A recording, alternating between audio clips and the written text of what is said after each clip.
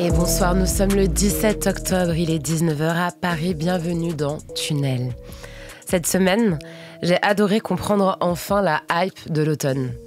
Ça y est, depuis 1 an, ma vie n'est plus rythmée par les soirées constantes, la fête, tout ça, et j'ai la rêve.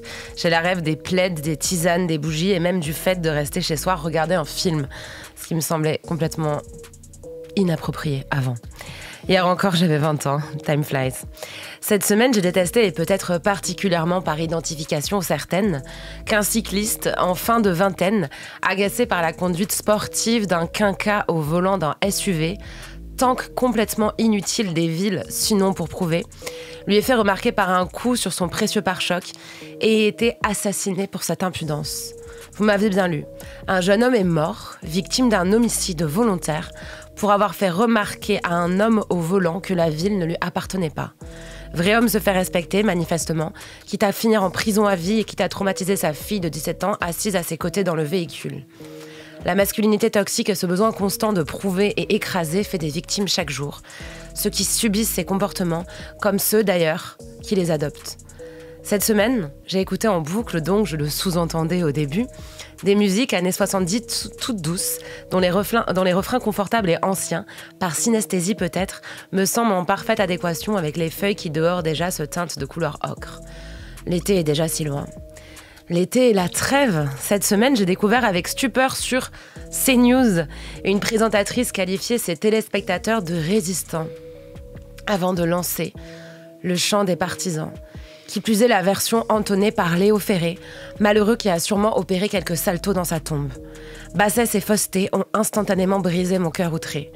Les résistants sont et ont toujours été ceux qui se battent pour l'humanité. On ne s'habitue jamais aux inversions lunaires de la vérité que nous imposent nos affreux contemporains. Alors, et je m'en suis voulu comme toujours de cette sensibilité dont eux ne s'encombrent jamais, rendant tout combat d'idées inégal, j'ai instantanément senti poindre quelques larmes dans mes yeux, dont je n'ai pas su, confuse, si c'était de rage de voir à quel point les médias de post-vérité, comme ils disent, ne s'encombrent d'aucune décence, et c'est terrible de partager la même planète qu'eux, ou si c'était encore de tristesse de voir ainsi piétiner la mémoire de ceux qui se sont battus pour donner du sens au chant des partisans, cet hymne de la résistance, de la vraie, celle qui a sauvé la France avant que les héritiers de ses ennemis ne veuillent maintenant à nouveau souiller ses valeurs. Ou si c'était le soulagement qu'ils ne soient pas là pour entendre ces paroles indignes. Cette époque est sombre et nombre d'eux gardent la force de se battre grâce à la mémoire des ancêtres qui les ont précédés. Ne les oublions pas. Ne laissons pas leur mémoire être volée pour que même dans les ceux les plus obscurs, nous guide encore leur clarté. Sifflez, compagnons, dans la nuit, la liberté nous écoute. Le passé est parfois plus gai, moins lourd. Et justement, c'est de celui-ci dont nous allons parler ce soir, à travers le prisme de la nostalgie. Comment peut-on rêver d'époques déjà si loin, alors que seul le passé jamais ne revient ? Comment peut-on même penser si souvent à des époques que l'on n'a pas vécues ? Quels sont les ressorts de la nostalgie ? Nous fait-elle du bien ? Que dit-elle de la façon dont on se représente soi-même nos propres trajectoires et destinées ? Pour répondre à cette question, je reçois ce soir 3 personnes prêtes à se livrer à nous en toute poésie. Tout d'abord, à ma droite, Lise. Lise Pierron. Tu es mannequin, créatrice de contenu, engagée sur les questions de justice sociale, droits des femmes, mode durable et à la tête d'une agence de consulting. Récemment, tu as été l'objet d'un documentaire né quelque part par la réalisatrice Gabrielle Niang, sorti en septembre 2024 sur France TV Slash. Est-ce que tu peux nous parler en quelques mots de ce documentaire ? Bien sûr, bonjour. Déjà, merci Anna de me recevoir ce soir. Ça me fait super plaisir d'être avec toi et avec vous. Né quelque part, en fait, retrace ma recherche d'origine. Donc, j'ai été adoptée à l'âge de 4 mois. Et Né quelque part retrace tout ce process, cette quête d'identité qui fait du bien à la tête et qui fait du bien à l'âme surtout. Merci beaucoup Lise. Nous allons revenir sur ce documentaire tout au cours de cette discussion, donc vous l'aurez compris, sur la nostalgie.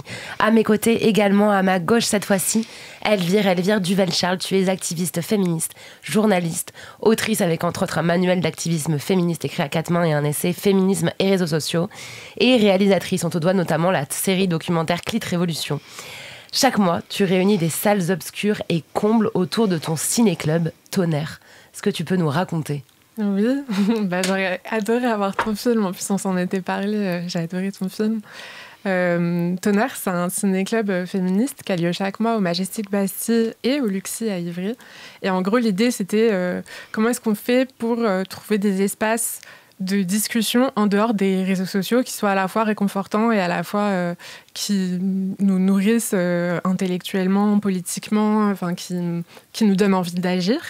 Et donc, moi, ma passion, c'est le cinéma. Donc, je me suis dit que le cinéma, c'était peut-être un peu moins impressionnant que des conférences. Et donc, l'idée, c'est que chaque mois, on se retrouve autour d'un film qui a été écrit et ou réalisé par une femme. Et on en discute avec la réalisatrice et une autre intervenante qui peut être chercheuse, activiste, travailleuse, même dans le milieu qui est mis en avant par le film. Et l'idée, c'est d'apporter, que cette personne-là, elle apporte un éclairage féministe. Et là, le dernier qu'on a fait, c'était un film super qui s'appelle Le procès du chien de Laetitia Doche. C'était une séance ouverte aux chiens. Et c'était hyper intéressant sur justement le rapport des humains aux animaux. Et il y a une comparaison avec le patriarcat et le rapport des hommes aux femmes qui cherchent à les dresser. Et un ciné-club auquel on peut d'ailleurs encore s'inscrire. Exactement, c'est tous les mois. Il y a un site qui s'appelle clubtonnerre.com. Et il y a un club où tu as un abonnement et tu as ta place pour aller à Tonnerre, plus des surprises culturelles. Ça peut être des invitations pour aller faire des visites guidées, secrètes. Ça peut être des livres, des magazines, etc. Merci Elvire d'être parmi nous ce soir au milieu de cet emploi du temps bien chargé. Merci pour l'invitation. Malco, tu es rappeur et tes rimes résonnent du Québec où tu as grandi ici en France où tu viens parfois consolider tes projets artistiques. Cette année a été aussi une année chargée puisqu'après ton EP Sahara en juillet, tu reviens en octobre avec un projet où tu parles beaucoup de détachement, d'aventure et d'amour qui s'appelle Émotionnellement indisponible. Tu peux nous en parler ? Oui, c'est un projet que j'ai finalisé au mois en mai. Et puis ça parle de un chapitre de ma vie que j'ai passé avant d'aller voir un psy. Et ça parle de mes relations avec les femmes en général. Eh bien écoute, je pense que des paroles valent mieux que des mots au final. Donc je vais te laisser nous interpréter un extrait de cette EP, Émotionnellement indisponible. Malco sur Move. J'essaie de me mettre en mots. Je sais que j'ai besoin d'une thérapie. Je ne joue pas de rôle, émotionnellement indisponible. Hey. Ne t'attache pas à moi, pas à nous, fils de pute, je le deviens.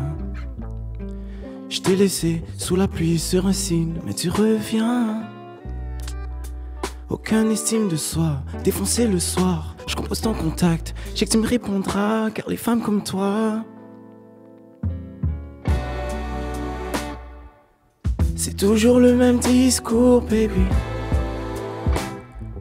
Tu voulais mon bras, mais je te donne que 2 doigts.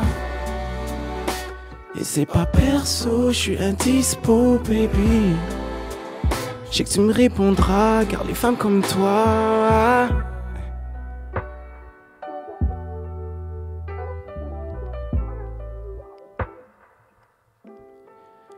c'est toujours le même combat. T'as le regard qui m'assassine et les yeux ne mentent pas. Je suis comme un gunshot dans ton cœur qui fait piou, piou, piou. Je voudrais recoller les morceaux, combler au pinceau, tout pour combler ma libido. Si tu veux qu'on link up, envoie-moi juste un sexto. Et si tu te sens un peu seul, tu ne seras plus seul au resto, babe.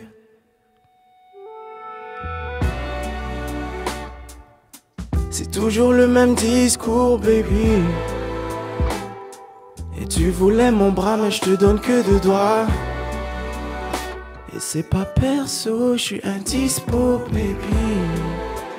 Je sais que tu me répondras, car les femmes comme toi, c'est toujours le même, toujours le même. Et je suis indisponible, indisponible. Toujours le même discours, baby. Et je suis. Merci beaucoup, c'était Malco sur Move Émotionnellement indisponible. Bienvenue dans Tunnel, si vous nous rejoignez en ce début de deuxième demi-heure, donc il reste ma foi beaucoup de temps. Si vous avez raté le début, toutefois, je vous rappelle que vous pouvez toujours réécouter cette émission en replay le dimanche soir déjà de 23h à 1 heure sur nos antennes, mais également sur le site et l'application Radio France et sur toutes vos plateformes de streaming préférées et YouTube. Ce soir, je suis avec Malco, Lise Pierron et Elvire Duvel-Charles pour parler du joli thème en ce début d'automne bien poétique de la nostalgie. Et justement, Elvire, tu as un peu évoqué la question des carnets tout à l'heure, etc. Quel est le moyen pour vous le plus efficace de vous renvoyer dans vos souvenirs ? Est-ce que c'est la musique, les photos, les odeurs, les récits, des objets ? La musique. Ouais. La musique que mon père écoutait lorsqu'il cuisinait. Ou la danse aussi. La danse. Ouais. Et les photos. Pour moi, ça serait ça. Et c'est quoi le titre ou l'album qui te renvoie mais directement en arrière ? Ou qui te renvoie le plus loin ? Soldier of Love de Shadé. Mm-hmm. Ouais, ça m'envoie des souvenirs. Je pourrais pleurer sur ça. En fait, je pleure sur cet album-là parce que tout était calme, ça sentait bon dans la maison. Je lisais beaucoup de livres aussi dans le temps et j'écoutais cet album. Donc, Soldier of Love, incroyable. Elvire, toi, il y a des rêves particuliers qui te catapultent derrière, loin ? Moi, c'est beaucoup les objets.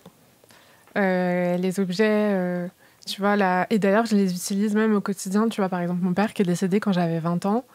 Quand j'ai un truc hyper important, je mets sa chemise. Tu vois, il a une chemise en jean qui commence à être grave trouée, mais je suis là, je m'en bats les steaks. Ou genre, si je dois signer un truc important, j'ai son stylo.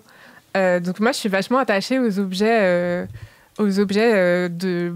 Je sais pas, dans ma tête, je me dis, en fait, s'il y a une histoire... Enfin, tu vois, ce truc-là, il a été touché. Cette personne, elle a écrit avec ça. Il s'est passé ça et ça et ça et ça avec. Donc, je suis très attachée aux objets. Mais parfois un peu trop, parce que du coup, j'ai genre des canettes des canettes de bière ou des capsules de canettes de bière, tu vois, que j'ai gardées de genre mes premières soirées où je faisais le mur. Enfin, tu vois. Je suis comme toi. Je garde toute chose qui puisse me rappeler quelque chose en me disant « Oh là là, mais ça !» Sauf que si on avait des greniers et des grandes maisons, ça pourrait le faire, mais dans des apparts, dans des grands centres urbains, c'est plus compliqué.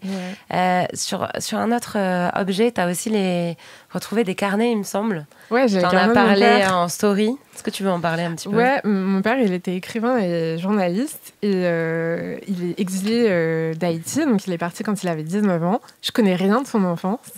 Et donc, c'est un peu suspect. Et lui, il a été adopté par la meilleure amie de sa mère. Bref, c'est un truc trop bizarre. Je connais la mère biologique, mais pas adoptive. Enfin, il y a toute une histoire un peu compliquée. Et du coup, là, j'ai eu envie de... Enfin, ça fait longtemps que j'ai ces carnets, je les ai depuis toujours. Mais c'est des carnets qui documentent toute sa vie depuis les années 70 jusqu'à sa mort en 2009. Et donc, du coup, j'ai eu envie aussi d'essayer de retrouver... des secrets en relisant les carnets et en essayant de recomposer le puzzle. Parce qu'il a des trucs très énigmatiques, tu vois, c'est un mélange d'emploi du temps, de to-do list, en même temps de contacts de personnes, de bribes de texte, de brouillons aussi de texte. Et donc, du coup, j'ai toutes les versions entre ses premières idées et le livre qui est paru, qui est publié. Comme par hasard, il y a toujours des phrases un peu clés qui disparaissent entre-temps dans le cheminement entre les différents manuscrits. Et donc, c'est toujours des phrases qui font référence à son enfance. Donc ouais, je vais enquêter sur la chose. Des choses à creuser. Lise, toi, et c'est ce qui est raconté du coup dans le docu qu'on a évoqué en intro, Né quelque part, tu es retournée à la source de la source. Est-ce que tu as eu l'impression, enfin tu vas nous expliquer en fait, mais est-ce que tu as eu l'impression de revoir des choses que tu avais déjà vues ? Alors en fait, déjà, ce qui m'a aidée, c'est vraiment... je me suis sentie... En fait, mes parents ont tenu des carnets. Donc quand, dans ce processus d'adoption, en fait, mes parents, avant même que je naisse, ils ont écrit des carnets, donc des cahiers de bord, où ils expliquaient leurs problèmes pour avoir des enfants, le pourquoi du comment, pourquoi, du coup, ils ont décidé d'adopter, pourquoi ils sont partis sur cette idée-là. Et puis après, ils ont retracé l'avant-adoption. Donc, c'est-à-dire vraiment, c'est très imagé, mais on monte dans l'avion, on s'apprête à te rejoindre, ça y est, on arrive à Dakar. Dans 1 heure, on va enfin pouvoir te rencontrer. Enfin voilà, mes parents ont tenu des cahiers de bord. Donc, il y en a 2. Et en fait, j'ai appris leur existence je pense, à mes 25 ans. Ça a été un cadeau d'anniversaire assez particulier. Et en plus de ça, mes parents savent très bien écrire. Donc, du coup, j'ai 2 cahiers que je considère comme des archives et des pièces tellement importantes pour moi. Tu vois, quand tu disais qu'est-ce qui te replonge dans des souvenirs, dans des choses, moi, j'ai les odeurs, j'ai les photos, la musique et surtout ces carnets. Et tu vois, quand je suis repartie à Dakar, le fait d'avoir ces carnets avec moi, je me sentais pas seule. C'est parce que mon histoire, elle avait été écrite par des personnes extraordinaires qui sont mes parents. Et je sentais que j'allais compléter quelque chose. C'était juste un puzzle qu'il fallait assembler derrière. Donc ça, c'était trop bien. Et après, en fait, je sais pas vous l'expliquer, mais quand on a posé le pied au Sénégal, quand on est sorti de l'avion, en fait, j'ai tout de suite reconnu les odeurs. Je ne peux pas l'expliquer de façon rationnelle, mais ces odeurs-là, je les connaissais. Mais quand tu arrives au Sénégal, à ce moment-là, tu n'y es pas retournée depuis ton adoption. En fait, si tu veux, mon petit frère, j'ai un petit frère qui a été adopté aussi, qui vit à Londres actuellement, que j'aime beaucoup. Et on est allé. Donc, moi, quand mon petit frère a été adopté, j'avais 4 ans. Donc, du coup, on y était retournés et c'était un voyage assez important puisque ça faisait partie de notre histoire de famille. Donc, je me souviens, il y avait 30 dodos avant de partir à Dakar, 29, 28, 27 dodos. Et je me souviens de tout. On a plein de photos. Moi, je m'en souviens quand je suis allée chercher mon petit frère. C'est quelque chose d'assez particulier d'aller chercher son frère. Donc, je me souviens de beaucoup de choses. Après, j'avais 4 ans et demi. Et au final, ma mère s'est rendue compte quand je lui parlais que, ah oui, en fait, t'as vraiment des souvenirs de ce moment. J'avais, maman, c'était tellement un truc de dingue que comment veux-tu que je l'oublie, quoi. Mais, donc non, j'y étais pas retournée, du coup, clairement, depuis 25 ans. Donc c'était vraiment la grande expérience, la grande aventure. J'étais, à la fois, j'avais hâte et à la fois, j'étais terrorisée de retourner au Sénégal. Parce que quelque part, en fait, là, il n'y a plus de mensonge, il n'y a plus de déni. Tu pars à la quête de ton identité. Que l'histoire soit belle ou pas, il va y avoir certaines réponses à des questions. Il faut être prêt pour ça. Tu étais dans quel état d'esprit, du coup ? Tu étais tendue ? Alors moi, je suis quelqu'un, quand je me sens pas bien, déjà, je m'isole. Erreur numéro 1, ne faites pas ça. Quand vous allez pas bien, vous parlez aux gens que vous aimez, vous exprimez les choses. Et on va y revenir en plus peut-être tout à l'heure avec Malco sur ce qu'il faut faire quand ça va pas, justement. Et donc du coup, moi ce que je fais, c'est que j'écris. Donc, je suis quelqu'un qui écrit beaucoup. Et d'ailleurs, les gens qui me suivent sur les réseaux sociaux s'en sont aperçus, s'en sont rendus compte, pardon. Et ils ont commencé à me dire, mais en fait, Lise, on adore te lire. Donc du coup, j'écrivais.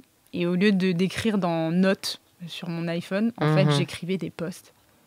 Et ça a été les posts, je pense, les plus likés, commentés, enregistrés. Et les gens adorent, en fait. Bien sûr, on a toujours l'impression que les gens sur les réseaux sociaux ne veulent consommer que des trucs très impersonnels et du lifestyle et tout. Mais en fait, tout le monde est friand de voir des choses, justement, auxquelles, encore une fois, tous les êtres humains peuvent se rattacher. C'est ça. Donc, du coup, je passe un petit peu pour une folle parce que je mettais mon casque, je mettais les sons qui me font du bien quand j'écris, parce que quand j'écris, j'ai besoin d'associer de la musique à ça. Ouais, bien sûr. Et donc, du coup, j'écrivais, je me relisais 1 fois, 2 fois, et puis hop, je postais ça. Donc, c'est ça ce que je faisais lors de mes premiers jours. Et du coup, Gabrielle, qui est la réalisatrice de ce documentaire, me disait, mais en fait, j'ai pas besoin d'écrire, Lise, t'écris pour moi. C'est génial. Merci. Et au final, c'était marrant parce que ma mère me disait, du coup, ça faisait écho à ce qu'on t'avait écrit aussi.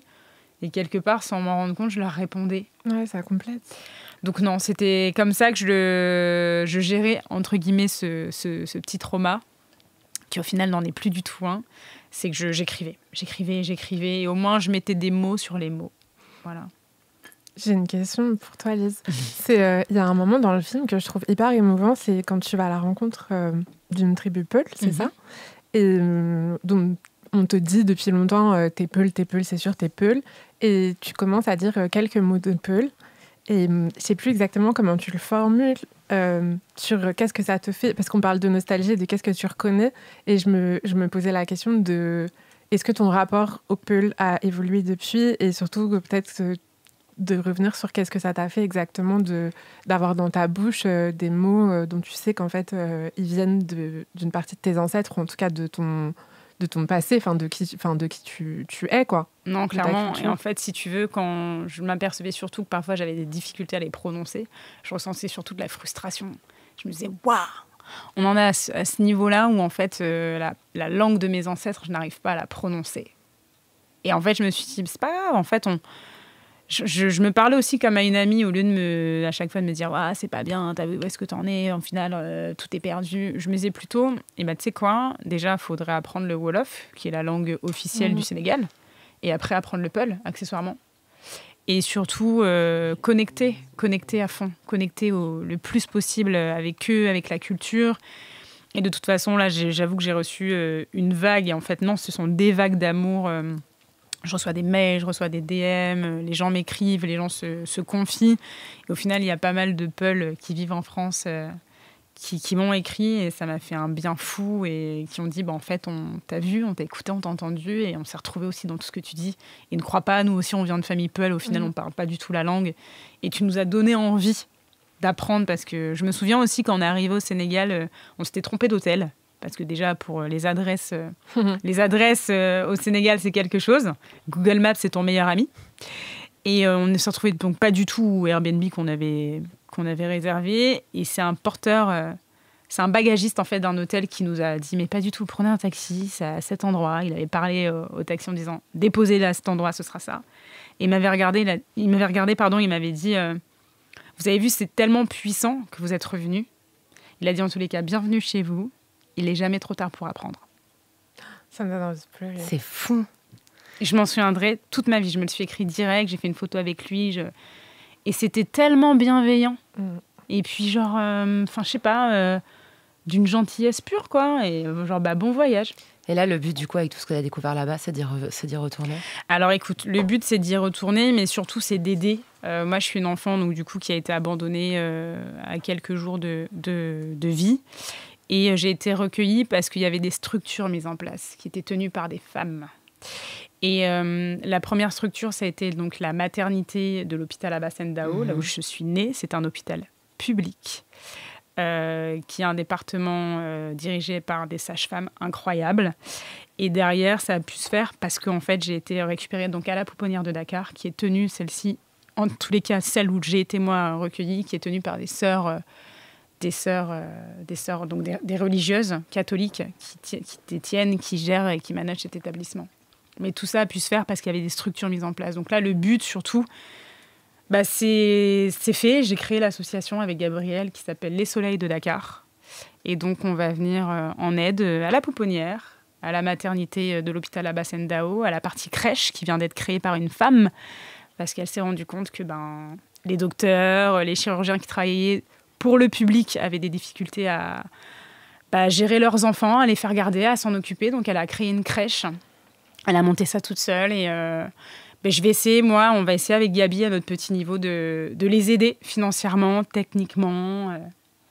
On est là. Trop bien. Nous aussi, on sera là. Merci. On va revenir de toute façon sur cette aventure et toutes les suites, du coup, et toutes les volontés que tu peux avoir donc, par rapport au Sénégal, à Dakar et à ta propre histoire finalement. Et nous parlons ce soir dans Tunnel de la nostalgie avec mes invités Malko, Elvire Duvel-Charles et Lise Pierron. Lise qui nous parlait à l'instant de tout son parcours, de ce retour finalement à Dakar sur les terres où elle est née par quête personnelle et donc ça a fait l'objet d'un documentaire né quelque part. Et justement, j'aurais envie de vous questionner aussi, Malko, Elvire, est-ce qu'on peut être nostalgique de ce que l'on était finalement trop jeune pour se représenter? J'y pensais parce que, alors il y a un livre dont je n'ai pas réussi à remettre la main dessus d'ailleurs, parce que je viens de déménager et que tout comme toi, Elvire, j'aime bien accumuler les objets, donc tout se perd un petit peu, finalement. Mais tu vas passer à l'appart, me faire un peu de Valérie Damido, donc ça va aller mieux. Mais non, du coup, ce livre, Les années de Annie Ernaux, qui, moi, est un de mes bouquins préférés, où en fait, elle égrène les souvenirs de toute une vie sur 200-300 pages. Et à un moment, en fait, au début du livre, donc là, je vais complètement paraphraser puisque je n'ai pas le livre sous les yeux. Mais en gros, elle raconte en fait ces repas de famille où, enfant, on entend parler en boucle des mêmes personnes qu'on n'a peut-être pas connues ou qu'on a connues enfant. Et en fait, ne reste qu'une anecdote de la personne ou un surnom ou un trait de caractère qu'on ressasse en boucle.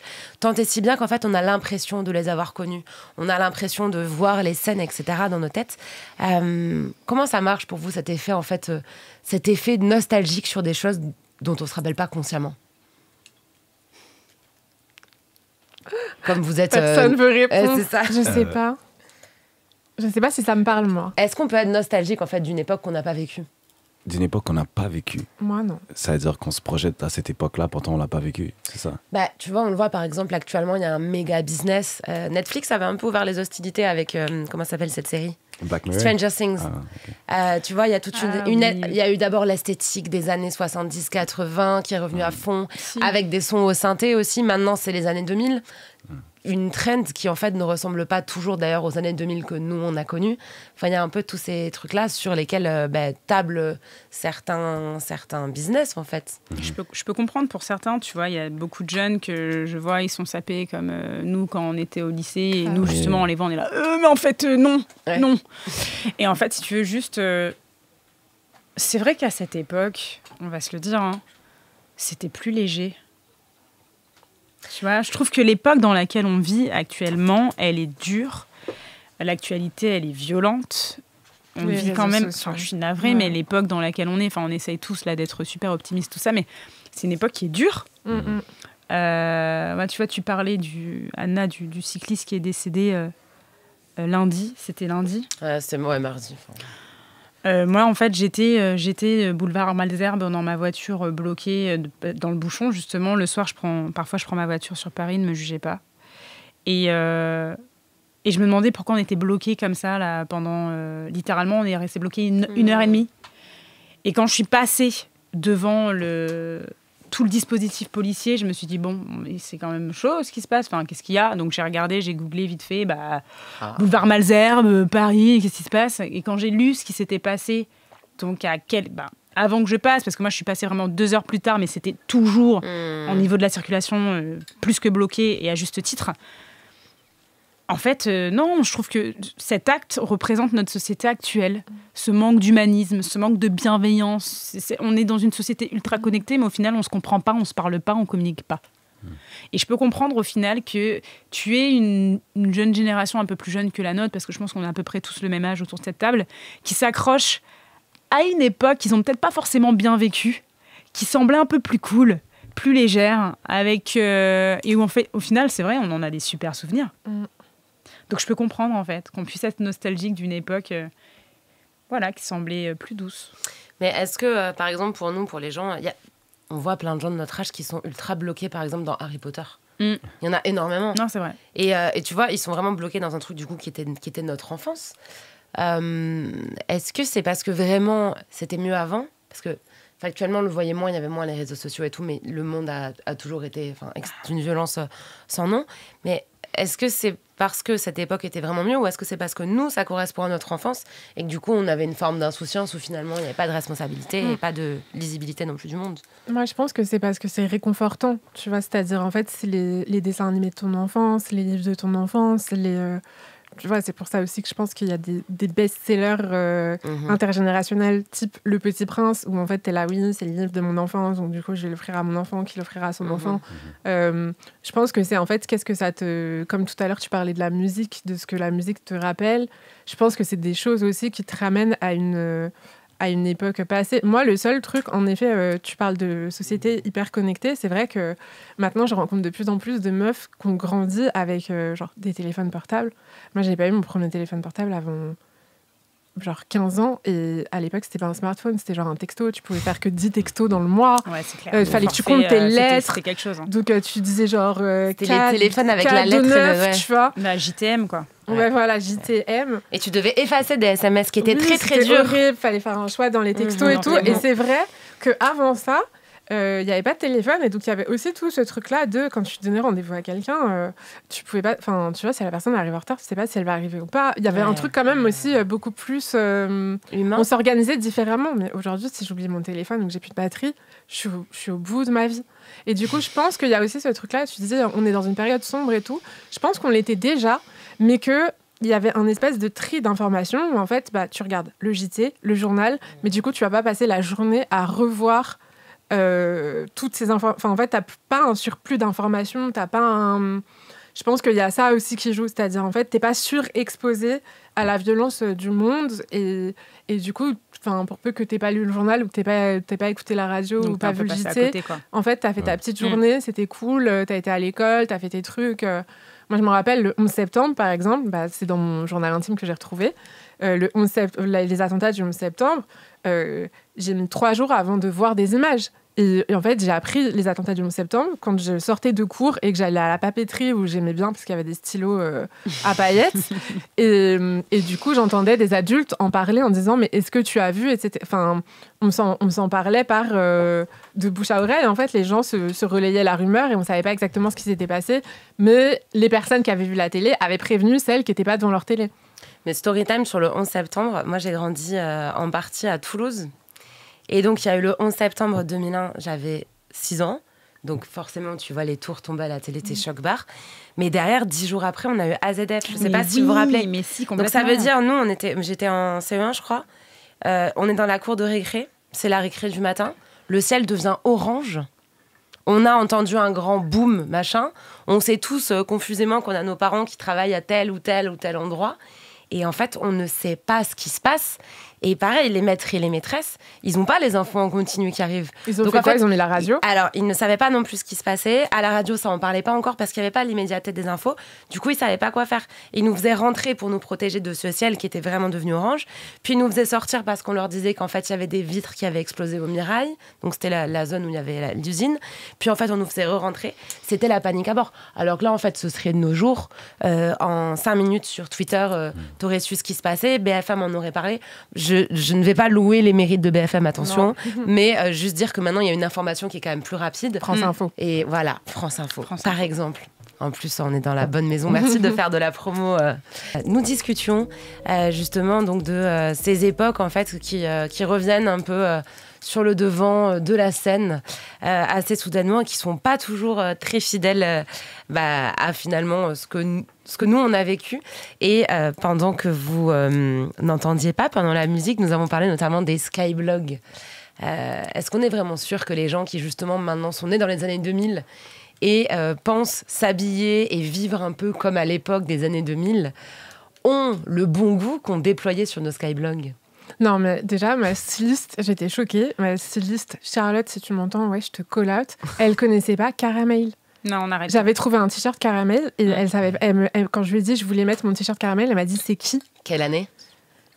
Je sais pas de quelle année elle est, mais tu dois connaître, ça fait partie de ta culture générale. On connaît le Minitel, même si on n'avait pas de Minitel, tu vois. Genre, elle connaissait pas Caramel. En plus, Caramel, en vrai, quand on y pense, c'était un peu chaud. Hein. Non, mais c'était... Alors, on va expliquer pour les personnes qui connaissent pas. Moi, je connais pas. C'était un forum qui était ouvert à tout le monde. Et du coup, en fait, t'avais tout le monde qui parlait en même temps. Même toi, tu rigoles en racontant. Enfin, ouais, parce que tu vois, ça n'a aucun sens. Parce que c'est abusé, ça n'a aucun sens. Et surtout, en fait...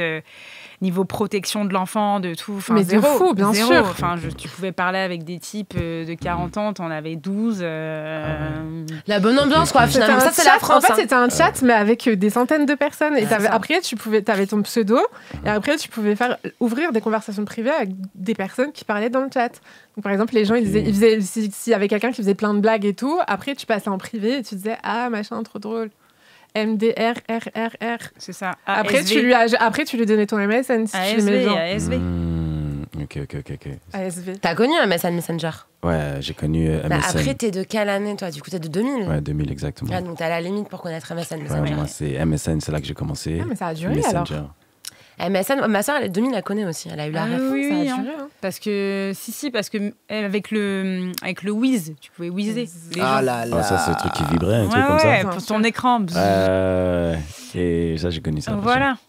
Où tu mettais ta petite webcam, tu mettais ton plus beau profil. Tu essayais de prendre une photo. Après l'école, nous, on allait sur MSN et puis on continuait à parler. Il y avait aussi des jeux, je pense, sur MSN. Je sais plus. Si, c'est vrai. Il y avait les jeux, il y avait les emojis, il y avait des gens qui te parlaient qu'en emojis. Et il y avait des vocaux aussi, enfin des espèces de... Mais c'est vrai. C'était pas toi qui faisais des vocaux, c'était des sons que tu avais gagnés de façon aléatoire et qu'après tu pouvais balancer dans toutes tes conversations. Notamment des citations des Simpsons. Moi, j'étais hyper fan des Simpsons. Genre, je connaissais tous les épisodes par cœur. Si, totalement. Et justement, j'avais reçu il y a quelques temps Eric Greff, qui est aussi connu sous le nom d'Helmut Fritz, qui était venu, qui était à ta place, Lise. Oui. Vraie légende. Et en plus, le mec fait de la musique sous plein d'identités, enfin vraiment multitalent.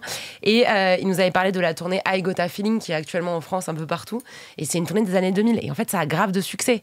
Alors que notre génération, peut-être qu'on se moquait un peu des gens de la génération de nos parents qui allaient voir Star 80. En fait, on est en train de faire la même chose. Bien sûr. Au final. Parce que ça te ramène à des souvenirs, ça te ramène à une époque. La musique te permet ça, en fait. Il y a Jennifer Ayash, d'ailleurs, de Superbus, qui a annoncé sur Instagram qu'elle avait quelque chose à annoncer pour les 20 ans. Donc, pareil. Ça se trouve, elle lance son MySpace. Peut-être. Il y avait Laurie aussi, d'ailleurs, qui était venue ici. Oui, j'ai vu. Qui était venue et qui avait annoncé son nouveau projet où elle rechantait, justement, avec plein d'artistes de la nouvelle génération. Des sons de l'époque, quoi. Mais est-ce que vous voyez une différence, parce qu'on a parlé un peu de à quel point ça nous faisait du bien en fait de repenser à des choses de l'enfance, entre la nostalgie et la mélancolie? Je pense que nostalgie, c'est plus à accrocher avec des beaux moments. Et pour moi, la mélancolie, c'est quelque chose qui va me plonger dans un état d'esprit que je ne veux pas nécessairement avoir à certains moments. La nostalgie, je pense que je l'accepte à tout moment.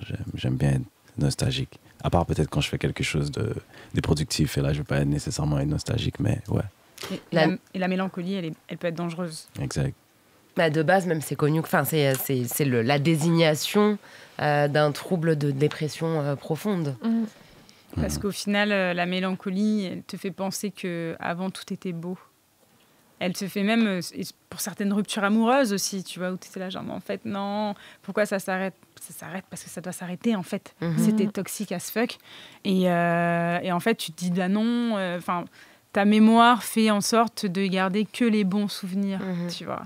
Et donc, la mélancolie est dangereuse parce qu'elle va te montrer justement que le beau, que tout ce qui était parfait, etc. Alors que pas du tout. Ouais, elle t'empêche, je pense, de la mélancolie d'aimer le présent et le futur. Et de move on, passer à autre chose, quoi. Mais c'est bien que tu parles de mélancolie amoureuse parce que justement, on a quelqu'un qui nous chante être émotionnellement indisponible. Pourquoi? Parce que j'arrivais pas à mettre une distance entre ma carrière, ce que je fais, en fait, être productif, et l'amour. Et c'est quelque chose pour moi qui a de la difficulté à cohabiter parce que je suis quelqu'un qui se donne vraiment à 100% dans ce que je fais et dans ce que j'entreprends. Et je suis aussi... Et on peut dire que dans l'amour, c'est un choix. En fait, c'est un choix, l'amour. Et lorsque je suis amoureux, j'arrive pas à dissocier le moment lorsque je suis amoureux, exemple, lorsque je dois faire quelque chose pour la personne que j'aime, et les choses que je dois faire absolument pour moi. Et donc, pendant en fait tout mon début d'adulte, et je suis encore dedans ça, j'arrive pas à mettre des barrières entre ce que je dois faire pour moi et la personne avec qui je suis en amour. Tu veux dire que t'es trop fusionnel, soit t'oublies ton travail pour la personne, en fait c'est soit la personne, soit le travail, mais t'arrives pas à avoir les deux ensemble. Exact, la balance, exactement. Et c'est pour ça que émotionnellement indisponible, c'est durant une période de 5 ans à peu près, j'étais seulement par rapport à ma carrière, malgré que j'aimais une personne, que j'aimais ma personne, mais c'est ça. Donc j'étais émotionnellement indisponible, malgré que c'était des conversations qu'on avait avec la personne. Mais parce que même le fait, un peu à travers les textes, de vanter les aventures amoureuses, etc., ça protège de se dire je vais vers quelqu'un, mais je ne vais pas lui donner accès à mes émotions, ou en fait c'est juste de la façade? C'est les deux. Je pense que ça me protège, malgré que je vais communiquer ça, mais ça me protège, moi. Et puis, en même temps, j'aime ce jeu où est-ce qu'on ne sait pas, on ne se donne pas tout au complet, et on garde cette façade. Donc, j'ai besoin de diguer un peu qui tu es, qui, elle, doit diguer qui je suis. Mais c'était surtout pour me protéger, je vous dirais. Et ça a pu faire souffrir des personnes, ta façon à toi de te protéger? Oui, bien sûr. Et c'est justement pour ça aussi que je suis allé aussi. Et aussi, ça m'a blessé, moi, parce que je bougeais pas avec la vérité, disons que je cachais des trucs, malgré que c'était toujours une conversation ouverte, comme je disais, mais c'est plus fort que nous. Puis émotionnellement, je peux lui dire que, exemple, je suis émotionnellement indisponible et que je veux pas nécessairement ce qu'elle veut, mais les sentiments sont plus forts que les mots, et ça va des deux sens. Donc, ouais. Mais tu connais la théorie des love language? Oui, bien sûr. Parce qu'au final, tu peux avoir des personnes à qui tu dis, voilà, je suis émotionnellement indisponible et il n'y aura rien de plus, etc.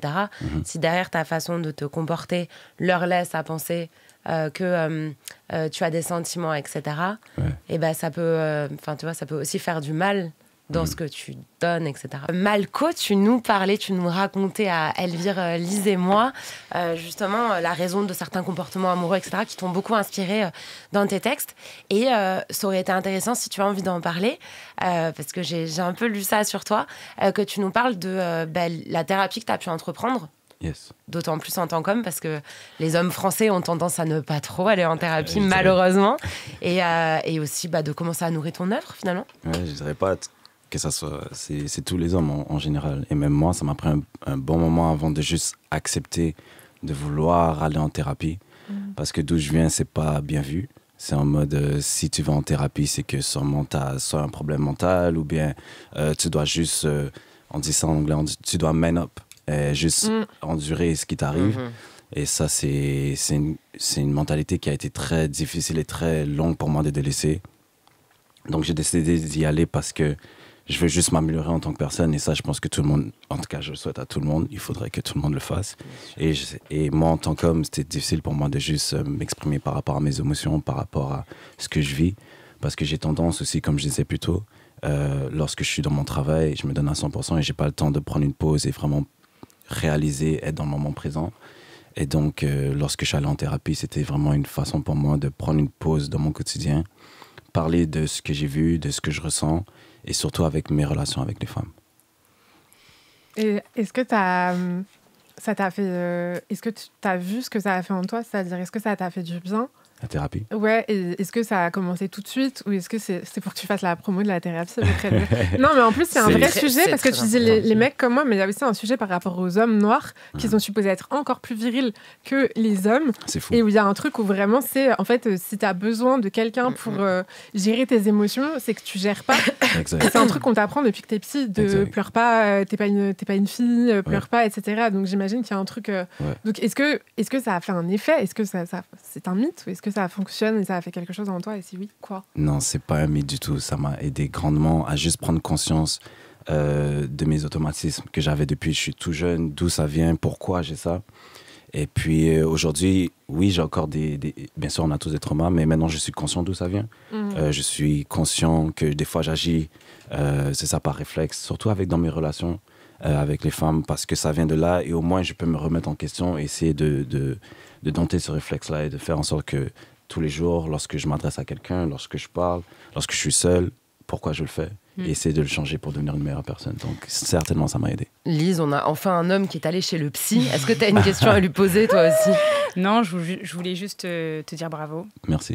Parce qu'au final, on le fait tous. Et enfin, en tous les cas, ceux qui m'entourent, je me rends compte que ce sont des gens qui veulent être tellement bien avec les autres, qui veulent déjà être bien avec eux-mêmes. Et ça commence toujours par là. Voilà. Et je pense qu'on pourra construire une meilleure société quand les gens seront mieux dans leur basket. Et ça démarre par la thérapie. Moi, je ne comprends pas pourquoi en France, déjà, de base, c'est pas remboursé par la Sécu, où on n'en parle pas de façon beaucoup plus ouverte. Je pense qu'il y a des couples qui seraient tellement plus heureux, qui iraient tellement plus loin ensemble, s'il y avait plus de thérapie. Mais même en famille, les thérapies familiales, en France, ça se fait pas, ouais. Et je pense que, tu vois, au final, c'est aussi pareil en France. On a du mal avec encore ce terme de thérapie. En effet, moi, je me souviens quand on était ado, quand tu allais voir un psy, mais en fait, c'est que tu étais fou. C'est que tu avais un problème. Ouais. Tu as un problème. Alors qu'en fait, non, la thérapie, c'est justement aussi pour peut-être éviter d'en avoir. Ouais. Tu vas faire une thérapie pour éviter d'avoir des problèmes, pour essayer tu veux mieux te comporter, mieux te comprendre. Et en te comprenant mieux, tu sais mieux te comporter. Ouais. Et voilà, on en revient encore une fois au sujet de notre société, une société plus bienveillante, plus humaniste. Ben, ça passe peut-être par là aussi, quoi. Non, puis il y a aussi ce sujet. Alors, même si les femmes vivent statistiquement encore plus de traumatismes, en fait, que les hommes, et donc peuvent aller aussi chez le psy pour traiter ça, la chance qu'on peut avoir, c'est quand même que nos amitiés sont riches de paroles libres, de confidences, etc. Là où, et il y a plein d'autrices qui en parlent, je pense notamment à Alice Rebaud dans Nos puissantes amitiés, les amitiés d'hommes, les groupes notamment d'hommes un peu nombreux, sont assez pauvres finalement, parce que ça va être blasé sur, oui, des souvenirs communs, mais aussi beaucoup de blagues, beaucoup de moments de beuverie et tout, et pas forcément une exploration possible de qui on est, de l'intériorité et de la construction qu'on essaie d'avoir. Et vous savez, c'est aussi grâce à une personne justement que je suis allé en thérapie. C'était une femme qui m'a vraiment ouvert mes yeux par rapport à mes émotions, par rapport à comment je suis avec moi-même et essayer de me comprendre. Mais dans mon groupe d'hommes, et c'est ce que j'essaie d'inculquer aussi dans mon groupe d'hommes, c'est que c'est beaucoup plus, comme tu dis, c'est plus léger, c'est plus blague, voilà, c'est des souvenirs. Mais les conversations que j'ai avec les femmes, en général, c'est toujours plus axé vers comment tu te sens, c'est plus tendre, en général. Et c'est plus deep. Moi, je me rends compte, j'ai peu d'amis hommes. Je crois que j'ai, dans mes meilleurs amis, je dois avoir 3 vraiment meilleurs amis hommes. En fait, je me rends compte que ce sont des hommes qui communiquent et des hommes qui, au final... savent faire, et c'est des mecs que les femmes ont toujours adorés, parce que je pense que du coup, juste en communiquant, en fait, c'est des personnes qui, je sais pas, plus ouvertes, plus bienveillantes, et puis juste qui s'expriment. Et un homme qui s'exprime à chaque fois, je trouve dans notre société, on est là genre, waouh, il s'exprime bien, il sait enfin poser les mots sur... en fait, ça devrait juste être normal, tu vois. Et je trouve que le fait d'aller en thérapie, le fait d'entendre des hommes comme toi qui en parlent, ça fait du bien. Qu'on soit homme, femme, ou qu'on ne souhaite pas mettre un terme sur ce qu'on est, je trouve que ça fait juste du bien, et à tout le monde, en fait. C'est super inclusif, donc merci d'en parler. Ouais, j'ai oublié son nom, tu sais, c'est cool. J'ai oublié, là, son nom de famille ne me revient plus, mais qui avait fait un documentaire qu'on peut voir sur YouTube, justement, où lui, il a grandi, c'est un grand Renoir trop beau, qui a grandi dans une cité dans le 20e, il me semble, à Paris, et en fait il a été interviewé ses potes de toujours sur leur rapport à l'amour, à la sexualité, etc. Et en fait c'est hyper émouvant, parce qu'en fait il dit c'est des conversations qu'on n'a jamais eues, parce qu'on parle jamais des trucs importants et deep, et donc la caméra pour moi c'était le prétexte, c'était de les filmer, et du coup ils ont commencé à dévoiler des choses. C'était vers La tendresse aussi de Alice Diop, et je pense qu'il y a un truc où même les mecs qui sont ouverts et qui te parlent, moi, je me suis vachement rendu compte que le peu de potes mecs que j'ai, ils vont avoir beaucoup plus de conversations comme ça avec des filles, donc avec moi et mes potes filles, mais avec leurs potes mecs, ils leur disent pas, mais des dingueries, tu vois, de genre des maladies qui tombent, des décès, tu vois, des trucs à process. Et c'est le spectacle de Laurent Siama aussi qui était super là-dessus, qui s'appelle Bonhomme, où il raconte justement que, en fait, lui, il avait vraiment ce truc-là avec ses potes, ils disent rien, ils font que des blagues, ils sont en boucle un peu, voilà. Ils se terminent les uns les autres. Et au final, il y a des trucs hyper durs qui se passent dans ta vie, et tu peux pas en parler à tes amis, parce qu'en fait, tu sais pas par quel angle, en fait, aborder la question. Yes. Avant de reprendre cette discussion sur la nostalgie et plus largement les émotions, et comment est-ce qu'on vit avec tout ce qu'on a vécu dans le passé, dans le présent, ce soir, je suis avec Lise Elviré-Malko pour donc discuter de la nostalgie. Et la question que je voulais vous poser à présent, c'était celle de la nostalgie en direct. Je m'explique. T'es en vacances avec tes potes ou à un repas de famille qui se passe bien, ce qui est assez rare, mais ça peut bien se passer parfois. Et là, en vivant le moment, tu te dis « Waouh, ce moment, il est formidable ». Et tu le vois déjà comme tu vas t'en souvenir. Elvire, je te vois hocher la tête. Ah ouais, c'est horrible. Moi, j'avais ça, surtout la boum du dernier jour de colo. Ah ouais, oh là là, les colonies de vacances. Horrible. Ouais, quand tu t'es fait des trop bonnes copines, des trop beaux copains, c'était trop bien, les animateurs, ils étaient trop bien. Puis il y a le slow, tu t'es fait belle et tout. Et en fait, tu sais que non seulement ça va être la fin de ces amitiés, parce qu'on sait très bien qu'on va jamais se revoir, mais moi j'ai déjà refait des colos ensemble. Tu vas rentrer à l'école, il va y avoir des... T'as dit quoi? J'ai déjà refait des colos avec les gens avec qui on s'était promis de refaire une colo, tu vois. Mais ça n'empêche pas le fait que t'as quand même, après le jour de la boum, ça veut dire 2 jours plus tard, t'es avec ton cartable à 8h du mat, les yeux comme ça et tout. Si, moi, j'ai vachement ce truc-là. Moi, parfois, même, je pleure dans les moments qui sont bien, parce que je sais qu'à un moment, ça va se finir. C'est fou. Mais s'il faut, sans blague en plus, c'est ton esprit aussi réel de voir tu vois, le monde avec un angle un peu cinématographique et tout, et de capter le moment, quoi. Mais je pense que c'est pour ça que je filme beaucoup aussi. C'est une manière d'archiver et du coup de maintenir. Ça veut dire qu'en fait, ce qui est passé, mais ça reste toujours là. Tu vois. Et est-ce que tu arrives du coup à ressolliciter, toi qui les vois de façon aussi cinématographique, les souvenirs pour après te reglisser dedans? Tu vois, genre avant de s'endormir, se repasser la cassette et tout. Ouais. Mais après, moi, en plus, j'ai une mémoire très... Enfin, il y a des souvenirs que... Par exemple, quand j'ai donné le premier biberon à mon frère, donc j'avais 4 ans, mais je m'en rappelle comme si c'était hier. Tu vois, il n'y a pas beaucoup d'images, mais je vois très bien où est le petit, tu vois, les petits porte-bébés, où je suis, etc. Alors, tout est plus grand, parce que j'étais petite, mais ouais, pour le coup, les souvenirs, soit j'occulte complètement, mais les moments qui ont compté, j'entends, je sens, très facile. Et c'est beaucoup dû aussi à ces histoires de première fois que tu donnes le biberon, première fois que tu vis telle émotion. Lise, la première fois que tu remets les pieds à Dakar en tant qu'adulte, tu te rends compte aussi que ton cerveau est en hyper stimulation et en train de tout noter pour plus tard. C'est ça. Et en fait, c'est limite... c'est pas que j'étais amorphe, mais en fait, comme j'étais en train de tout imprégner, de tout ressentir et de tout ressentir en plus en puissance émotionnelle fois 1 milliard, du coup, pour les gens d'extérieur, je pense que j'étais une nana complètement amorphe, alors que non, en fait, j'étais en train de tout écouter, de voir, de sentir, parce qu'en fait, je crois que quand t'as tellement envie de te souvenir d'un moment,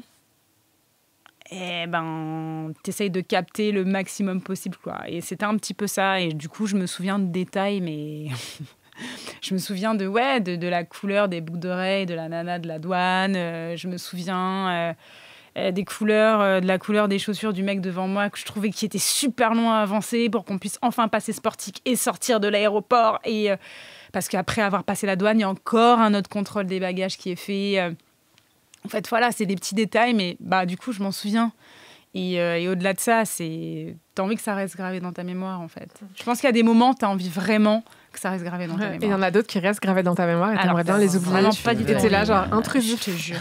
Image intrusive. Tu m'as dit qu'on t'avait dit que de toute façon, au niveau sensoriel, l'Afrique, ça chamboulait complètement. Oui, en fait. Et de toute façon, tous ceux qui vont en Afrique te le disent.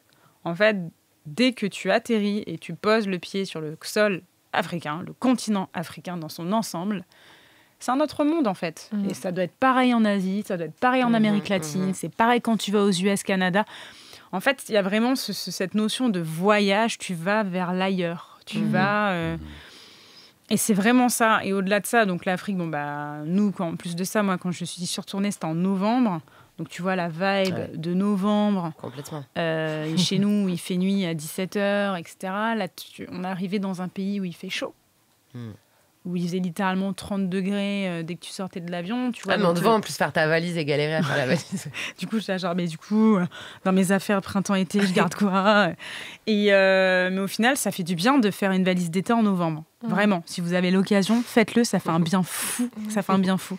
Mais en fait, voilà, c'est cette notion de contraste parce que c'est vraiment un autre monde, une autre façon de concevoir le temps, concevoir l'argent, l'humain. Et ça fait du coup, justement, là, t'es revenu après en France et on a eu cette espèce d'hiver-automne sans fin qui a duré tout le printemps, tout l'été, etc. Ça te faisait justement des petits souvenirs dans lesquels te blottir c'est ça. Et au-delà de ça, comment dirais-je, c'était dur, cette transition. C'était super dur parce que tout simplement, tu retournes dans ton quotidien. Voilà. Et quand tu as vécu quelque chose de fort, comme cette quête d'identité, ça a été assez puissant. Il faut un petit moment pour s'en remettre. Et t'as pas forcément envie de faire des bains de foule, notamment avec nos métiers, tu vois, où on est beaucoup en rendez-vous, on va à beaucoup d'événements, etc. Et les gens te disent, alors, ça s'est passé comment? Et quand t'arrives pas encore à poser les mots, tu te sens tout de suite un petit peu submergé ou c'était parfois un petit peu trop pour moi. Donc du coup, j'avais ma phrase où j'étais, c'était super, ça m'a fait un bien fou. Jusqu'au jour où j'ai une amie qui m'a dit, en vrai de vrai, on s'en parle quand t'as du temps et quand tu en as l'envie.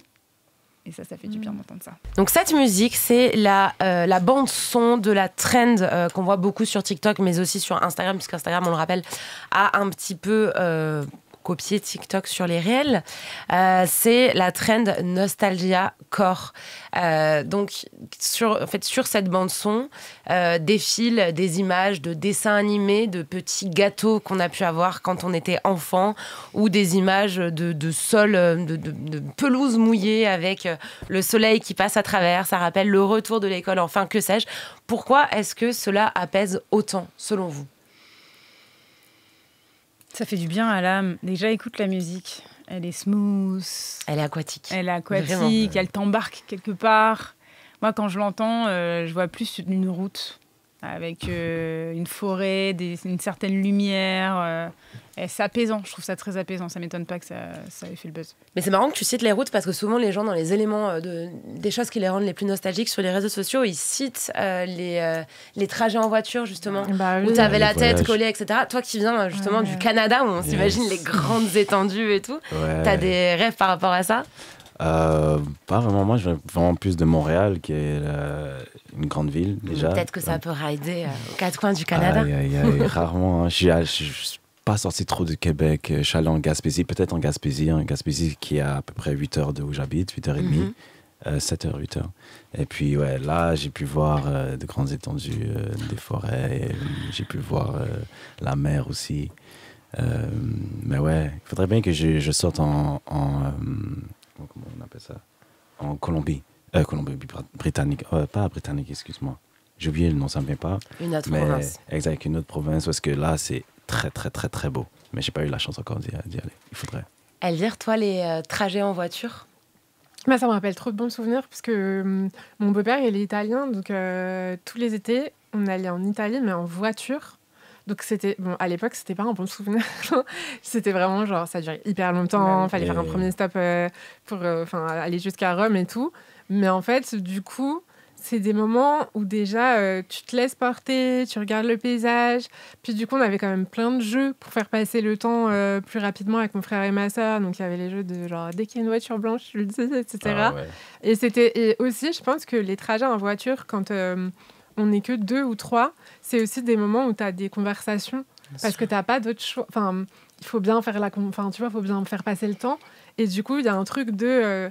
moi, c'est en faisant du bricolage et en faisant des longs trajets avec une personne que j'ai eu les plus belles conversations, même les conversations les plus profondes avec ma mère, à qui je n'ose pas forcément poser des questions, etc. Mais où il y a aussi des confidences qui se font. Donc moi, j'aime bien ce truc-là de la route. C'est parce que tu as cette passion du bricolage, d'ailleurs, sur laquelle je t'ai fait une petite private joke tout à l'heure. Je t'ai appelée Valérie Damido. D'où est-ce qu'elle te vient, cette passion? Eh bien, de ma mère, parce que depuis que je suis petite, quand j'étais petite, ma mère, elle était déjà séparée de mon père. Et donc, du coup, elle faisait tout. Enfin, elle est très bricoleuse.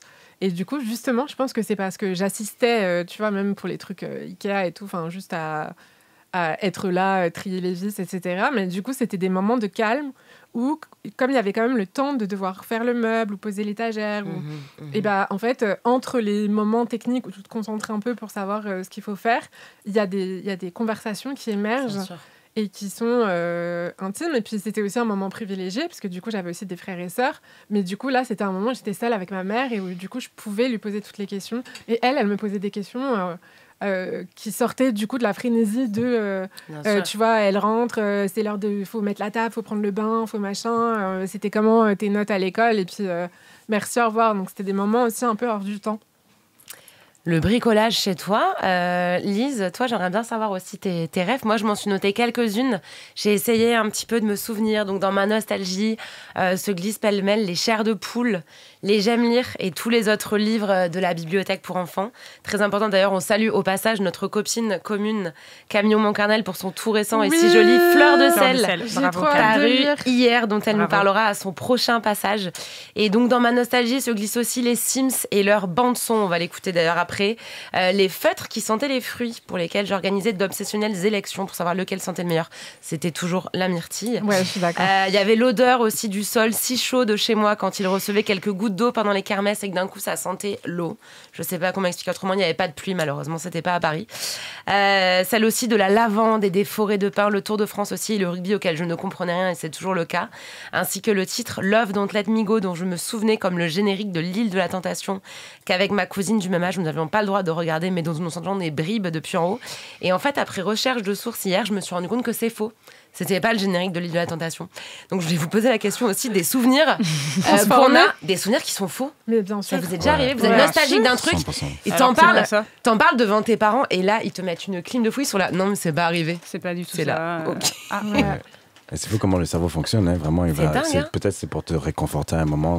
Même souvent ça arrive lors de traumas parce que t'as l'impression que quelque chose s'est arrivé et puis ça c'est jamais arrivé. T'as l'air bien fou. Ça m'arrive très souvent ça. Surtout que j'ai une mauvaise mémoire. As fuck. J'ai une vraiment mauvaise mémoire. Alors, moi, je me fais plus confiance, pour de vrai. Je suis rendu là où est-ce que si j'ai vécu quelque chose avec mon ami, je vais dire, toi, comment tu te rappelles de ce moment? Là, je vais essayer de voir comment ça fonctionne avec la mienne. Si ça concorde, vas-y, je vais avec son histoire, pas avec la mienne. Mais t'as fonctionné en journaux intimes ou d'ailleurs, comme beaucoup de rappeurs, en notes téléphone et tout, ou même pas trop Ouais, plus notes téléphone, parce que j'écris beaucoup et j'essaie de journal beaucoup. Mais notre téléphone dangereux. Tu perds ton téléphone, t'as perdu toute ta mémoire. Non, mais si t'es sur iPhone, t'es sur iCloud. Oui, ah ouais, ok. Exactement. Après, il y a aussi une technique. Moi, je sais quand je me rappelais de périodes, il y a des périodes des fois qui sont trop douloureuses ou trop intenses que pour avoir le temps d'écrire. Et du coup, si je veux me replonger dedans, que j'ai pas pris spécialement de notes, je vais dans mes applis de discussion instantanée, genre Messenger, tout ça. Et en fait, je tape des mots-clés, genre des prénoms de gens avec qui je traînais souvent et tout. Et du coup, après, tu arrives à remonter dans tes conversations.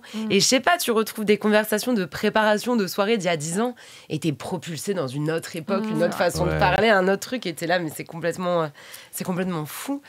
Pourquoi vous pensez que la mémoire est aussi efficace à nous rappeler que le meilleur ? Ah, moi, elle me rappelle pas que le meilleur. C'est vrai, t'as une grosse mémoire des événements difficiles. Moi, j'ai clairement des événements traumatiques qui viennent... Ouais. Tu vois, qui te déboulent. En plus, dans des moments où il n'y a rien à voir. Et je suis en fait, j'ai pas envie d'avoir cette image en tête, quoi. Enfin, genre, on est en train de parler d'autre chose, là. Et comment est-ce que tu travailles sur ça, Elvire ? Est-ce que tu arrives ? Eh ben, je vais voir un psy. Enfin, une psy. Je vais voir une psy et enfin, en fait... Je lutte pas trop contre parce que je pense que plus tu luttes contre, plus voilà. Donc j'accepte le fait que c'est là. Puis peut-être un jour ça va partir. Peut-être pas. Mais moi j'ai pas du tout que les meilleurs souvenirs. Et alors tu parlais des souvenirs inventés. Moi parfois j'ai des mauvais souvenirs inventés. Ah. Et où par exemple, je pense que c'est peut-être des cauchemars que j'ai fait plus jeune et tout. Je suis persuadée d'un truc. Donc par exemple je suis persuadée de m'être fait mordre la main quand j'étais petite par un gros chien noir. Et j'ai vraiment toute la scène en tête de pas avoir senti le truc, mais d'avoir la main en sang avec, sur le mur et que ma mère, elle arrive avec une carafe d'eau et tout. Et quand j'en ai parlé, elle m'a dit, mais pas du tout. Ouais, ça ne t'est jamais arrivé. Et en plus, c'était tellement un truc dramatique que, genre, évidemment, qu'elle s'en serait rappelée, tu vois, s'il y avait vraiment, genre, une énorme morsure de chien pendant les vacances d'été. Enfin, je veux dire, je pense que tu aurais une petite cicatrice. Mais bien sûr. Est-ce que tu essaies de trouver des significations à ces souvenirs inventés ou même ces rêves ou bien tu en mode juste les prends. En fait, j'essaye de reconstituer et justement, comme le truc, c'est que ma mémoire, elle est vraiment comme de revoir un film. Et quand je rêve, je vois des films aussi, c'est-à-dire c'est pas que point de vue, c'est je vois champ contre champ, tu vois, genre j'ai des gros plans, des travelling, des machins. Et bah, je pense qu'il y a certains rêves où j'ai le point de vue et du coup, c'est ça qui me met le doute de est-ce que je l'ai vécu ou pas. Et donc, typiquement, j'essaye de le repasser et à chaque fois, je vois les mêmes séquences et en même temps, je me rappelle ni de nouveaux trucs, ni... Enfin, tu vois, donc je me disais, bon, bah, peut-être que c'est un rêve. Mais souvent, c'est le genre de choses que je note et où, du coup, au bout d'un moment, je me disais, je vais finir par retrouver les... Pourquoi j'ai rêvé de me faire bouffer par un chien, quoi. Après, il y a toujours les histoires de signification de rêves, etc. Ah, mais j'adore. Ouais, que tu vas avoir les analyses dans les dictionnaires de rêves sur Google moi, et tu te dis, oh mon Dieu. Et parfois aussi de noter les rêves, ça prend beaucoup de temps. Moi, je le fais en pleine nuit. En fait, je perds 45 minutes et je suis là, bon, ça fait un petit moment là que tu tunnelles tes notes. Bah, nous avons parlé de plein de choses d'ailleurs, de plein de voyages, de plein de thérapies et de plein de souvenirs très très spécifique. Je suis allée chercher la définition de la nostalgie parce que je trouvais ça intéressant d'en discuter et nous-mêmes de la définir en traçant un peu ses contours au cours de l'émission. Mais donc la définition qui est donnée sur Internet, c'est un sentiment de regret des temps passés ou de lieux disparus ou devenus lointains auxquels on associe des sensations agréables, souvent a posteriori.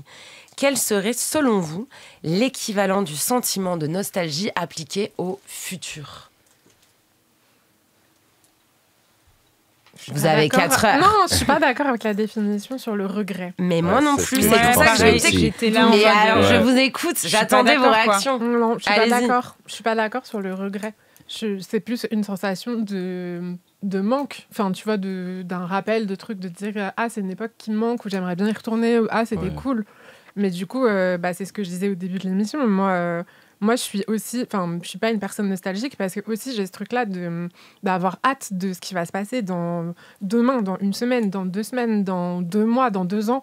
Tu vois, j'ai hâte même d'être une vieille dame à la retraite. Et de voir de plus me soucier de travailler, de de voir comment ça a évolué. Enfin, donc, je sais pas quel serait le terme pour le futur, mais c'est peut-être de l'enthousiasme.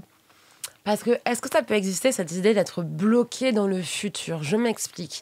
La seule idée négative qu'on puisse avoir du futur, c'est par exemple, tu sais, les gens qui vivent que dans toujours la prochaine étape, et qui du coup ne savent pas se dire, ok, là, ce qui se passe, c'est cool. Et d'ailleurs, dans tous les milieux dans lesquels on évolue, il y en a beaucoup, des gens, on a des amis qui sont comme ça, toujours dans la next step, et parfois qui n'arrivent juste pas à kiffer ce qui se passe maintenant, et qui est cool aussi, quoi. Je te vois hocher la tête. Moi, je suis très comme ça. Je vais pas dire que je suis bloqué dans le futur, mais j'ai très hâte d'atteindre mon but. Donc, d'une certaine façon, je suis très enthousiaste. Je vais dire ça plus enthousiaste, mais je pense que j'ai la difficulté d'être dans le moment présent et d'apprécier le moment présent. Et je pense que c'est un travail. Je pense que c'est un truc d'âge aussi, parce que je pense qu'il y a un truc de, justement, tu vois, typiquement, tu as un but. Et moi, alors, mon truc, c'est plus, c'est pas la musique, mais c'est plus les films. Et je sais qu'en fait, j'adore chaque étape. Mais ça, tu te rends compte, une fois que t'as travaillé pendant des années sur un film et qu'en fait, ça y est, elle est dans la boîte, t'as fait ta promo et tout, et bah là, tu vas devenir nostalgique de quand tu faisais tes premières interviews, que tu préparais le truc et tout. Donc maintenant, je pense qu'une fois que j'ai fait mes premiers tournages, maintenant, j'apprécie et j'adore chaque étape. Sauf l'étape où tu attends les financements. Mais à part ça, chaque étape, j'en profite parce que je sais que c'est la dernière fois en fait, que je vais faire, qu'on sera sur le tournage de ce film ou qu'on sera en salle de montage sur ce film. Et donc, du coup, il y a un truc aussi, je pense qu'il y a un truc d'âge de quand tu commences et que tu as hâte d'arriver là où tu veux. Et peut-être qu'une fois que tu arrives là où tu veux, comme tu disais, Alice, tu disais que tu aimais bien ta vie et où t'en étais, peut-être qu'il y a un truc où du coup tu t'apprécies plus chaque étape d'un projet, même si c'est un nouveau projet, en sachant que c'est peut-être la dernière fois que tu le vis. Ouais, je suis d'accord. Au début, lorsque j'ai commencé la musique, j'étais excité par rapport à tout. J'étais en scène, waouh, incroyable, 20 personnes, je m'en foutais, c'est fou. On était 5 dans le studio, que mes amis, on faisait de la musique ensemble, on écrivait ensemble, c'était incroyable. Et maintenant que c'est devenu un peu plus mon quotidien, c'est pas que je suis devenu un peu blasé, parce que j'essaie encore une fois d'être dans le moment présent et tout, mais c'est moins excitant qu'avant. Mais tout de même, je suis quand même nostalgique de ces moments-là, que lorsque j'ai commencé et tout. Mais c'est vrai, plus j'avance, plus c'est je sais pas, je deviens un peu plus blasé. Mais Elvire, tu parlais du fait de savourer aussi les moments quand on est dedans, mais je sais que je me suis fait la réflexion l'autre jour de me dire, en fait, je fais que prévoir des week-ends un peu partout et tout, entre justement Bruxelles et Paris, donc qui sont les villes où je bosse, et le sud dont je suis originaire et plein d'autres endroits. Et du coup, je suis toujours en mode à attendre le prochain week-end. Et je me suis dit, mais en fait, si je fais ça, c'est con. Mais les années, même, elles peuvent passer trop vite, puisqu'en fait, t'es toujours en attente d'un truc qui se passe dans un mois et demi. Et jusque-là, tu penses qu'à ça, mais du coup, tu savoures jamais. Et je trouve d'ailleurs qu'on parlait du téléphone tout à l'heure, mais en vrai de vrai, on a beaucoup plus tendance, je pense, que les générations d'avant à laisser mourir des journées dans le téléphone. Après, peut-être qu'ils faisaient ça avec la télé, les gens. Mais tu sais, des journées entièrement mortes, où tu fais vraiment rien du tout, mais pas en mode où tu te reposes, juste où t'es en train de... Je fais plus ça. C'est trop mauvais. Comment t'arrives à lutter contre ça ? J'ai écrit un livre sur les réseaux sociaux et ce que ça nous fait. Donc, en fait, ça m'a vaccinée. C'est-à-dire, évidemment, il y a des moments où je peux scroller et tout, mais j'ai vraiment le truc de... Même limite, j'ai un dégoût maintenant pour les réseaux sociaux. Donc, quand j'y passe trop de temps, même, je le sens, j'ai mal à la tête, je suis pas concentrée, je suis pas... Donc, en fait, je vais beaucoup y aller plus pour le chat, etc., ou quand j'ai besoin de poster un truc, ou que j'ai envie de savoir ce que c'est. Mais par exemple, je le fais plus dès le matin. Je le fais plus le soir du tout. Et si j'ai des trucs à faire, autant je peux passer une journée, entre guillemets, perdue à regarder de la télé-réalité ou à, tu vois, genre regarder des trucs, mais en fait, c'est une journée où j'ai décidé de me reposer et de me changer les idées. Je t'ai pas fait aspirer malgré toi. Mais ça, c'est vraiment parce que j'ai vraiment eu ce truc-là. Après, moi, j'avais un père qui était alcoolique, donc j'ai aussi une peur des addictions. Et dès que je sens que je commence à plonger sur un truc, je suis là genre, ok, non. On calme le jeu direct, tu vois. Donc je pense qu'il y a eu ça, où la prise de conscience que c'était une addiction comme une autre. En fait, j'ai mis un limitateur de temps d'écran, c'est genre 1 heure et basta. Et ce livre auquel tu fais référence, Féminisme et réseaux sociaux, au final, il tire un bilan plutôt positif ou négatif de notre utilisation de ces réseaux ? Les deux. Le sous-titre, c'est une histoire d'amour et de haine. Donc c'est comment est-ce qu'en fait ça apporte des choses, ça permet de se mettre en réseau, ça permet de trouver sa voix, de faire entendre sa voix, et en même temps, comment ça a été rattrapé, Mélisse, tu dois le voir aussi au quotidien, par les algorithmes, le capitalisme, ce truc-là d'avoir besoin de poster, que en fait, ça devient, à partir du moment où en fait, ça devient gagne-pain, toute ta vie dépend d'un algorithme que tu peux pas maîtriser, et où tu peux pas te dire aujourd'hui, j'ai envie de partager ça avec des gens, et aujourd'hui, peut-être, j'ai pas envie de raconter ma vie, ou peut-être, je vais avoir un enfant, j'ai pas envie d'en parler. Et ça, c'est un vrai sujet. Donc, la conclusion du livre, achetez-le quand même ou lisez-le en bibliothèque, mais c'est quand même de dire, en fait, oui, c'est cool, mais en fait, il faut aussi et surtout qu'on s'organise hors ligne. D'où le ciné-club. C'est comme ça que j'ai lancé le ciné-club au départ. C'était vraiment de dire, OK, qu'est-ce qu'on trouve comme autre espace pour faire communauté ? J'ai vu ça avec Bruxelles, donc j'avais envie de vous poser la question quand j'y suis arrivée de base, parce que j'ai la nostalgie de ces premiers instants. J'ai eu comme un coup de foudre pour cette ville, pour cet endroit. Lise, tout le docu autour de toi raconte en fait cette rencontre avec un territoire auquel en plus t'es lié, donc il y a forcément une double dimension là-dedans. Mais est-ce que vous pensez qu'on peut être nostalgique d'endroits comme on peut être nostalgique de personnes ? Et surtout, est-ce qu'on peut aimer au premier regard des endroits comme on aime des personnes ? J'en suis certaine. Mais genre vraiment. À quoi c'est dû ? Est-ce que c'est des choses qui sont dissibles ? Je pense que c'est des choses que, encore une fois, on n'arrive pas à poser les mots dessus. C'est vraiment, faut le vivre en fait pour ressentir tout ça. Toi, tu vois, tu parles de Bruxelles. Moi, j'ai eu ça avec la Toscane en Italie. En fait, la première fois que je suis allée dans cette région, je me suis dit, mais forever. Et ça ne m'a jamais quittée. J'ai ça aussi avec Madrid. Tu vois, Madrid, c'est une ville où... Et rien que le fait de... Là, j'y vais dans 2 semaines. Le fait de te dire que je vais à Madrid dans 2 semaines, je suis trop contente. Ça te fait quelque chose. Ça me fait du bien. Parce que je sais que je vais passer des bons moments. Parce qu'à chaque fois que j'y vais, je passe des bons moments. Et puis parce que j'aime cette ambiance, cette atmosphère. Donc j'en suis persuadée. Et parfois, en fait, on n'arrive juste pas à expliquer les choses de façon rationnelle. Pourquoi tu vas... Mais c'est dur de toute façon. Demande à quelqu'un, pourquoi tu l'aimes cette femme ? Pourquoi tu l'aimes cet homme ? Pourquoi tu aimes cette personne ? C'est compliqué. Il y a des gens qui vont te dire, en fait, je crois que je suis peut-être tombée au début amoureux de son odeur et de ses yeux. Donc c'est un peu chelou comme réponse. Mais au final, c'est ça, parce que tu n'arrives pas à l'expliquer de façon rationnelle. Tu as aimé quoi ? C'était sa façon de se mouvoir, la façon de sourire, de regarder.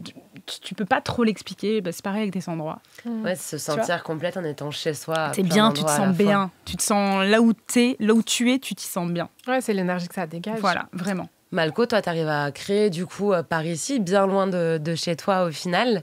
Quel lien d'amour tu entretiens avec les différents endroits où tu existes ? Exemple ici, j'ai grandi avec les artistes, exemple Damso, Hamza, des artistes que j'aime beaucoup et que en fait ils viennent de Belgique déjà à la base, mais ils sont liés à la culture française, disons ça comme ça. Alors lorsque je suis ici, j'ai l'impression que déjà c'est très différent qu'à Montréal, parce qu'à Montréal il y a 2 langues, l'anglais et le français. Et ici, tout le monde parle que pas que français, mais la plupart parlent que français. Donc, je marche dans la rue et puis j'entends que du français. C'est très différent pour moi qu'à Montréal, où est-ce que j'entends de l'anglais. Donc, pour moi, c'est comme si j'étais quelque part où est-ce que j'étais censé être. Et j'en apprends beaucoup aussi. Donc, ouais, c'est différent aussi. J'ai le même sentiment lorsque, exemple, je vais au Brésil. Parce que j'ai grandi, mon père jouait beaucoup de samba et de bossa nova. Donc lorsque je vais au Brésil et que je marche dans la rue et puis il y a juste un guitariste avec sa guitare en train de chanter, ça résonne avec moi de ouf. C'est fou. Je vous remercie déjà, vous, d'avoir écouté l'émission, mais on va y revenir. Je voulais vous remercier, vous aussi, autour de la table. Malco, déjà, merci à toi. Merci beaucoup pour l'accueil. Et merci pour ce live. Merci. Où est-ce qu'on peut te suivre et qu'est-ce que les personnes qui peut-être nous ont rejoints en cours de route peuvent écouter de toi comme projet ? Donc on peut me suivre sur les réseaux sociaux sous le nom de Malco avec un K, pas avec un C, _ spleen. Partout en fait, sur tous les réseaux sociaux, Instagram, Twitter, etc. Et puis pour la suite, plus de musique, plus de live, plus de performances et beaucoup plus de voyages, que ce soit sur le territoire européen. Surtout à Paris. Et plus de disponibilité émotionnelle. Ça reste à voir. On te souhaite tout ça. Merci beaucoup, Malco. Elvire Duvel-Charles, où est-ce qu'on peut te suivre ? Et quel projet aussi suivre ? On peut me suivre, donc mes réseaux sociaux, c'est Elvire Descharles. On peut aussi me suivre sur Instagram, sur Clit Révolution. Et surtout, on peut suivre les prochains tonnerres, si vous voulez qu'on me parle. de plein de choses, d'amour, de féminisme, de révolution, au Majestic Bastille. Et pour avoir les infos des prochaines séances, c'est sur le site clubtonnerre.com. Eh bien, merci beaucoup, Elvire, pour ta venue, pour ta deuxième venue d'ailleurs dans cette émission. Tu deviens une carte de fidélité. Vraiment. Merci beaucoup, Elvire. Lise, enfin, je me tourne vers toi. Lise Thieron, où est-ce qu'on peut te suivre et quel projet regarder ? Eh bien, écoutez, vous pouvez me suivre sur les réseaux sociaux avec tout simplement mon prénom, mon nom, donc Lise Pierron, que ce soit sur Instagram, TikTok, etc. Et surtout pour suivre les prochains projets, les prochaines actus, parce qu'au final, c'est là que... Même je sais, Elvire, t'es plus trop fan des réseaux, mais c'est quand même sur les réseaux sociaux qu'on peut parler. Non, mais je te suis sur les réseaux. Non, je te suis. Donc, suivez-moi par là-bas, et il y a de beaux projets qui arrivent, et je vais surtout mettre en lumière l'association Les Soleils de Dakar.